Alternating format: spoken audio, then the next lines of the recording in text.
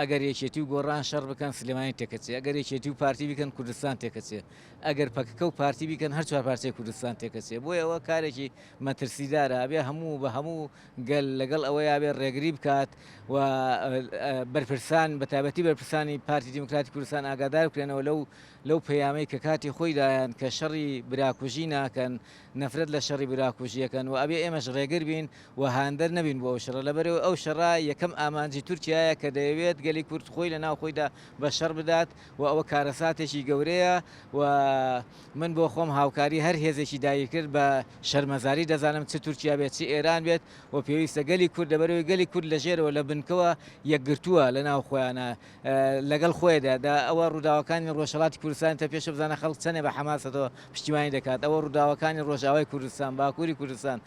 بۆیە کێشە گەل ململانەی نییە، ململانەی حیزبەکانە، حیزبەکانیش ئەگەر خۆیان بە پێشەنگی سیاسی دەزانن ئێمە یەکگرتوویمان دەوێت، ئێمە نامانەوە پێش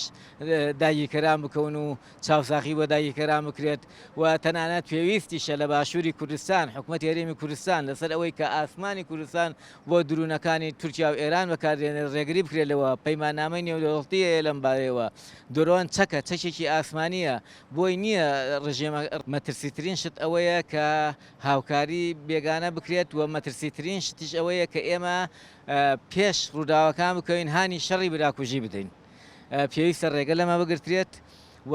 ئەو گەریلانەیە کە گرتراوان ئەبێ و دیلی جەنگ مامەڵیان لەگەڵا بکرێت و خاچی سوور لەمە ئاگادار بکرێتەوە و پێویستە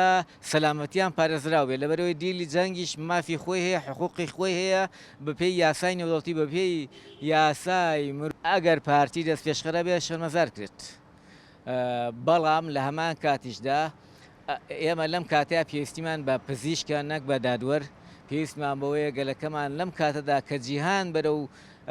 ئاراستێکی دابشکردنەوەی نوێ دەچێت و ناوچەکەمان بە گۆڕانکاریە دەچێت، پێویستیمان بەوەیە کە ئەو شەڕە ڕوونەدات و ئەو شەڕە زۆر مەترسیدارەگە ڕوودات و پێویستە لایەنە سیاسەکانی کوردستان هەڵوێ زۆر بگرن بۆی ئەو شەڕە وەکو گوتم شەڕی پارتی و پەکەکە کە دوو هێزی سەرەکین لە کوردستاندا کە پەکەکە وەکو هێزی مرۆیی وەکو هێزی تەنزیمی گەورەترین هێزی کوردە زیاتر لە نیوەی کورد پشتیوانی دەکا و دەنگی پێدەدات و پارتیش هێزێکی کاریگەرە لە باشووری کوردستان لە ڕووی دیپلۆماسی و دارایی و ئابووری و عەسکەریەوە. پێویستە بە هەموو شێوەیەک ڕێگری بکرێت